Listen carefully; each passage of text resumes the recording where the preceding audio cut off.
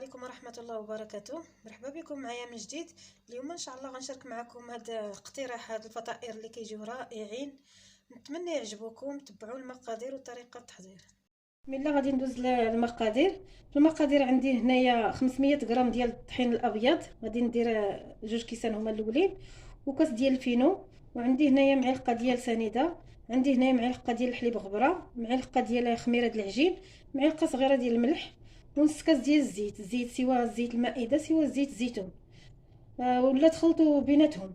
عندي هنايا كاس ديال الماء دافي، ونص كاس د الحليب، حيت الا كان عندكم 2 معالق ولا 3 ديال الحليب غبره نديروا الماء، نديروا كاس ونص ديال الماء. كان عندكم غير ما كانش عندكم الحليب غبره عوضوه بالحليب كامل. انا عندي معلقه ديال الحليب غبره، غادي نخلط بين نص كاس ديال الحليب عادي وكاس ديال الماء دافي، حتى هو خصو يكون دافي. بسم الله ندوز لطريقه التحضير.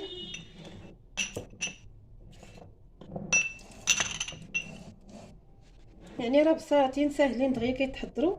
كنخوي هاد الماء هنايا الماء دافي، حيت دابا الحال بارد ضروري يكون دافي باش يخمر لينا العجينه. وعندي هنايا نص كاس ديال الحليب سائل، غنزيد عليهم هاد السنيده هادي، غير معلقه صغيره ولا كبيره نيت اللي كتعجبو سنيده. وغادي ندير الخميره، حيت هاد فطائر مالحين ماشي حلوين، داكشي باش ديروا غير القياس ديال السنيده. غادي نضيف هاد المعلقه ديال الحليب غبره، ونخلط هاد المكونات، وغنزيد 2 كيسان ديال الدقيق. يعني عندي في المجموع 500 غرام ديال الدقيق. غنزيد في المرحله الاولى 2 كيسان ديال الدقيق، والمرحله الثانيه غادي نزيد داكشي اللي بقى. بالنسبه للملحه ما كنديرهاش دابا، الملحه والزيت حتى هي حتى الاخر، والفينو هما اللي غادي نخليهم حتى الاخر، عاد غادي نضيفهم. صافي كنخلي هاد العجينه هادي غير كنخلطها بحال هكا، ونغطي عليها ونخليها حتى تخمر، عاد نجي نكمل المكونات ديالها. هاد العجينه هادي كتعطينا واحد العجينه اللي زوينه بزاف، كتكون ساهله بدون دلك. يعني اي عجينه ما بغيتوهاش تدلكوها ديروا ليها الطريقه هادي، راه كتعطينا التدليك اللي هو زوين. صافي غادي نغطي عليها ونخليها حتى تخمر، عاد نرجع باش نكمل المكونات ديالها. صافي العجينه ديالي ها هي طلعت فيها الخميره مزيان. غادي نكمل المراحل ديالها. غادي نضيف هاد الملح اللي قلت لكم ما كنديرهاش انا من الاول حتى الاخر، باش تخلي لنا العجين يخمر دغيا. وغادي نضيف هاد الزيت هادي، وغادي نزيد الفينو. دابا غادي نولي نزيد كاس بكاس ديال الدقيق الابيض حتى تجمع ليا العجينه. غنحاول نجمعها غير بسباتولا ديال العود، اللي بغى يدلكها نيت بيديه يدلكها. المهم انا غنجمعها ديك الساعه نكمل بيدي الا شتا قصحت. غير بحال هكا انا كنضيف الدقيق شويه بشويه، كاس بكاس. يعني راه 500 غرام ديال الطحين الابيض هو اللي غادي تحطوا، وانتم كتضيفوا. شوفوا واش دخلات عليكم العجينه كلها ولا ما دخلاتهاش. غير بحال هكا حتى تجمع لينا. صافي انا غندير نيت يدي. بسم الله. غادي نجمع حتى تلم مزيان، وما تكونش قاصحه وما تكونش تاني جاريه، غير نحصل على العجينه اللي رطبه وزوينه، ونحبس دقيق. صافي كندلك فيها غير واحد شويه، غير تلم العجينه ويتخلطوا المكونات، يعني شويه ماشي يدلك بزاف. صافي غنخليها عاوتاني تخمر على ما نوجد ليها الحشوه ديالها. الحشوه ديال هاد الفطائر غادي نحتاج فيهم 3 ديال الجزرات محكوكين طوليين، عندي هنايا بصله كبيره مشلوطه، عندي واحد نص ديال الصدر ديال الدجاج، يعني غير واحد شي حاجه قليله ديال الدجاج. اللي بغى يدير الكفته يدير، اللي بغى يدير الدجاج يدير، اللي بغى يدير الحوت على حساب كل واحد شنو متوفر ليه. عندي شويه ديال المعنوس، عندي شويه ديال الزيتون مقطع، واحد الراس المعلقه ديال الهريسه. توابل عندي هنايا معلقه ديال القزبور يابس، عندي شويه ديال الشكنجبير غير نص معلقه، معلقه ديال التحميره، نص معلقه ديال الخرقوم، معلقه صغيره ديال الملحه، وشويه ديال البزار، نص معلقه حتى هو ديال البزار. هادشي اللي عندي في هاد المكونات. والزيت فاش غادي نشحر هاد المكونات، اي زيت المائده ولا زيت الزيتون اللي كتفضلوا نتوما، شحروا فيه هاد المكونات. وعندي هنايا الضريس ديال الثومه، هو اللي نسيت ما قلتهاش ليكم. غادي نضيف هذا الدجاج هنايا، وغنضيف عليها البصله وغنديهم يتشلضوا يتشحروا مزيان فوق البوطه. منين يتشحروا غادي نضيف عليهم خيزو، يعني راه باين التشحار ديال هذا الشيء. درتها معكم مرارا يعني كيفاش كنشحر هاد المكونات. غادي نشحر هاد الجوج حتى يتخلطوا ونزيد عليهم خيزو حتى يتشحر حتى هو. عاد ندير التوابل. وبالنسبه للزيت غادي تضيفوا غير ديال الكميه اللي غادي فاش تشحروا هاد المكونات. غير شي حاجه قليله. انا غادي نشحرهم في زيت المائده.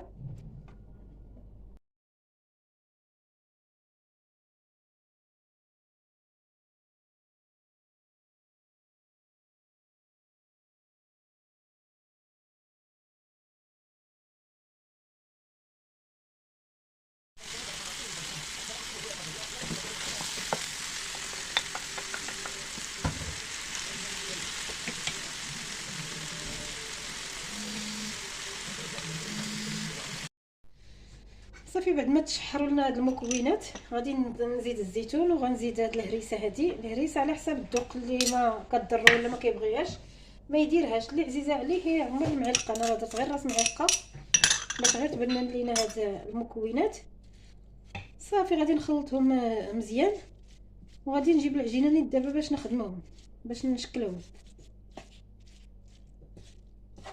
غير يتخلط فيهم هادشي، يدخل هاد الربيع وهاد الزيتون كامل. اللي بغى يديرها شامبينيو عواد الزيتون يجيب شامبينيو يديرو. صافي هي الحشوه ديالنا واجده. صافي منين الحشوه ديالي بردات رجعت للعجينه. هي طلعت فيها تاني الخميره، راه كتجي زوينه بزاف. فاش كتخمر مره الاولى ومره الثانيه كتعطينا واحد العجينه اللي هي زوينه بزاف. غادي نطلقها غير بحال هكا وغادي نقسمها كويرات. انا غادي نصغرهم، نتوما بغيتو ديروهم حتى كبار ديروهم على حساب شحال كيما بغيتو نتوما كويرات، سوا كبار سوا صغار. انا غنحاول نصغرهم غير بحال هكا، نقطعهم عاد غنكورهم.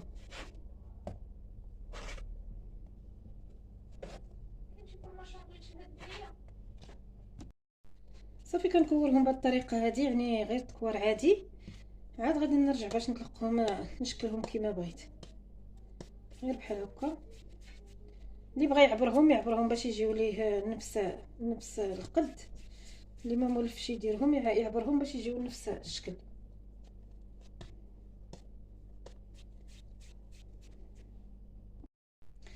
فاش كنطلقهم كاملين ونكورهم بحال هكا راه ما كندهن السطح العمل ما والو، لا بالزيت لا بالطحين، يعني راه ما كيلصقوا ما والو. غنطلقهم غير بهذا الشكل هذا. غنطلقهم شويه بيدي كما قلت لكم. كنطلقهم بهذه الطريقه هذه. كناخذ واحد شويه د الحشوه، خذوا نيت شويه باش تبان فيها منين تعمروها. اللي عنده فرماج احمر يزيد فرماج احمر. انا ما درتش فرماج احمر. اللي باغيه اللي عنده يزيدو، راه كيبنن حتى هو. سوا فرماج احمر سوا فرماج ساندويتش اللي بغيتو زيدوه. كنغلقها بحال هكا. الا كانت العجينه شايطه كثيره قطعوها باش ما تجيش لينا فيها العجينه بزاف. صافي غير بحال هكا غنقرصها.